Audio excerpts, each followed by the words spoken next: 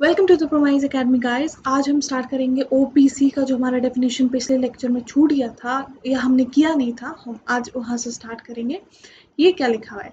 OPC section 2 clause 62। ठीक है, I hope it's clear.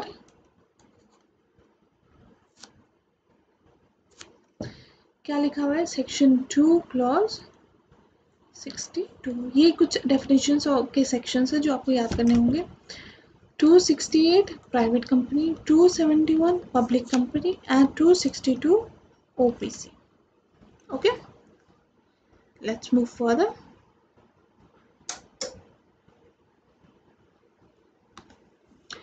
As per section 2 clause 62 of the Companies Act, OPC का मतलब क्या होता है? Means a company, okay, understood, which has only one person as its member.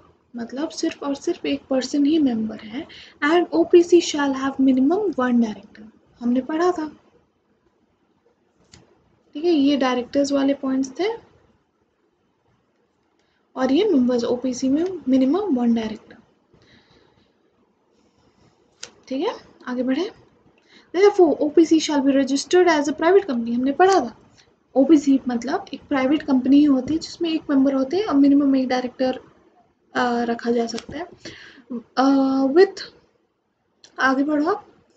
With one member and one director, by the virtue of section 3 subsection 2, an OPC may be formed either as a company limited by shares or as a company limited by guarantee or as an unlimited liability company. मतलब आप ये कोई आपको restriction नहीं दिया गया है कि आप एक ओपीसी लिमिटेड बाय शेयर्स ही बनाओ, लिमिटेड बाय गारंटी ही बनाओ या फिर अनलिमिटेड बनाओ। आपको फ्रीडम दी गई है इस मामले में कि आप उसको किसी भी तरीके से बना सकते हो, वो आपके ऊपर है। In other words, OPC is a kind of private company having only one member. ठीक है, ये सिंपली दिया हुआ है सिंपल वर्ड्स में कि ओपीसी का मतलब क्या होता है। वो एक तरह की प्राइवेट कंपनी ही होती है जिसमें एक मेंबर होता है। Where a natural person being member of the OPC becomes a member in any other OPC by virtue of being a nominee in that OPC, such member shall meet the eligibility criteria within a period of 180 days. देखो OPC में क्या होगा? OPC में है कितने members? एक। अब by chance वो एक नेचुरल पर्सन है, उसकी डेथ भी हो सकती है, तो इस केस में ओपीसी में कहा गया, उसमें एक प्रोविजन डाला गया कि आप एक नॉमिनी अपॉइंट कर लो कि बाई चांस आपको कुछ होता है तो आपका नॉमिनी उसको उस ओपीसी उस कंपनी को आगे बढ़ा सकता है। इसमें कहा गया, लेकिन ये बात तो ठीक है आप नॉमिनी अपॉइंट करो, लेकिन जो भी आपका नॉमिनी होगा उसे 182 डेज, यहाँ लिखा गया है 182 डेज 180 डेज 182 नहीं 180 डेज 180 डेज के अंदर अंदर जो एलिजिबिलिटी क्राइटेरिया है वो हम पढ़ेंगे आगे, वो आपको फुलफिल करनी होगी। ठीक है, इसमें कुछ डिफिकल्ट तो था नहीं। Only a natural person who is an Indian citizen and resident in India can be member। ये हमारे जो कंडीशंस है जो हमने पिछले पेज में पढ़ा था, वो कंडीशन दिया गया है कि वो एक इंडियन सिटीजन होना चाहिए और रेसिडेंट इन इंडिया होना चाहिए। Shall be eligible to incorporate and OPC, मतलब जो नेचुरल पर्सन ह्यूमन बीइंग जो इंडियन सिटीजन और रेसिडेंट इन इंडिया है वो ओपीसी बना सकता है और उस ओपीसी और किसी और ओपीसी का नॉमिनी भी बन सकता है। No person shall be eligible to incorporate more than one OPC. अरे इसमें ये कहा गया कि अबे आप ये एक तो संभाल लो, आप कितनों के बनोगे, पहले एक आप ओपीसी संभाल लो अच्छी तरीके से, क्योंकि सारा दारोमदार आपके ऊपर है। आप एक तो संभाल लो, फिर बाकियों का आप दूसरे फॉर्म्स में बन सकते हो or become nominee in more than one such company. The term resident in India means a person who has stayed in India for a period of not less than, मतलब minimum 182 days आपको रहने पड़ेंगे India में। While counting the number of days of stay, ये सब तो दिया के जब आया था, ठीक। No minor shall become member, क्योंकि माइनर अज्यूम किया जाता है कि वो कॉन्ट्रैक्ट करने के एलिजिबल नहीं है, तो हम उसे ओपीसी का हम मेंबर भी नहीं बना सकते, nominee. No minor shall become a member or nominee of OPC or can hold share with beneficial interest. आपने पार्टनरशिप में पढ़ा होगा कि बेनिफिशियल इंटरेस्ट में माइनर जो है वो शेयर्स होल्ड कर सकते हैं, मतलब इंटरेस्ट एक होल्ड कर सकते हैं, लेकिन ओपीसी में ये चीज़ मना कर दी गई। The name of the person nominated shall be mentioned in a memorandum of OPC, and such nomination in Form INC 32 SPICE along with the consent of nominee obtained। मतलब ये बताया गया कि क्या फॉर्म्स होंगे, ठीक है।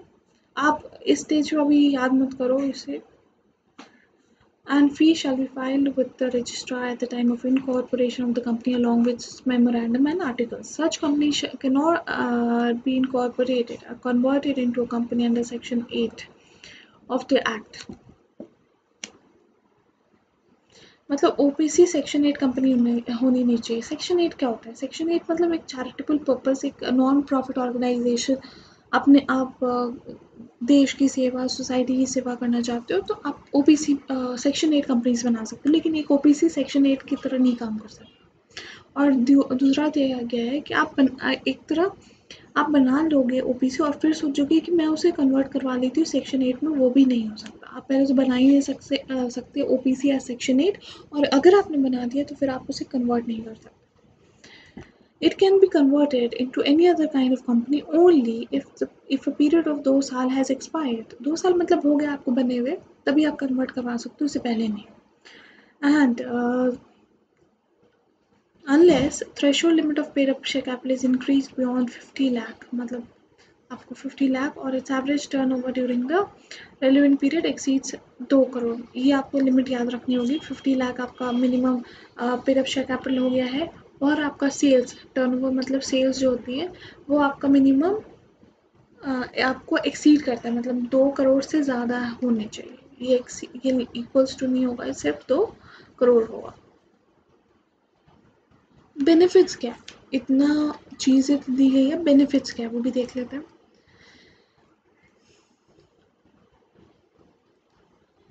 It gives the individual entrepreneurs all the benefits of the company, which means they will get credit, bank loans, access to market, limited liability, legal protection available to companies। ठीक है, ये एक पॉइंट है। यहाँ तक इसमें कहा गया है कि आपको हर एक देखो क्या होता है ना, कई बार फिर प्रैक्टिकल लाइफ का मैं आपको बताती हूँ। आपके दिमाग में एक आइडिया है, लेकिन आप उस आइडिया को कंपनी बना के एग्जीक्यूट नहीं कर सकते, क्योंकि आपको उसमें मिनिमम 2% चाहिए होगी, फिर आपको फॉर द नेम से किसी को लेना पड़ता है एज आपको मेंबर। तब इस केस में क्या होते हैं, ओपीसी में आपको ये फ़ायदा दिया गया है कि आपको अगर खुद ही एग्जीक्यूट करना है इंडिविजुअली तो आप कर सकते हो ओपीसी बना के, और आपको सारे फ़ायदे प्राइवेट मतलब एक कंपनी की सभी चीज़ें मिलेंगी। OPC would provide tremendous opportunities for small businessmen and traders, including those working in areas like handloom, handicrafts, pottery. The amount of compliance by OPC is much lesser in terms of filing returns, balance sheet। बहुत कम compliances आप देखोगे और खुद भी समझ जाओगे, ठीक है। हम स्मॉल कंपनी करेंगे cover in the next video. See you in the next video, bye bye.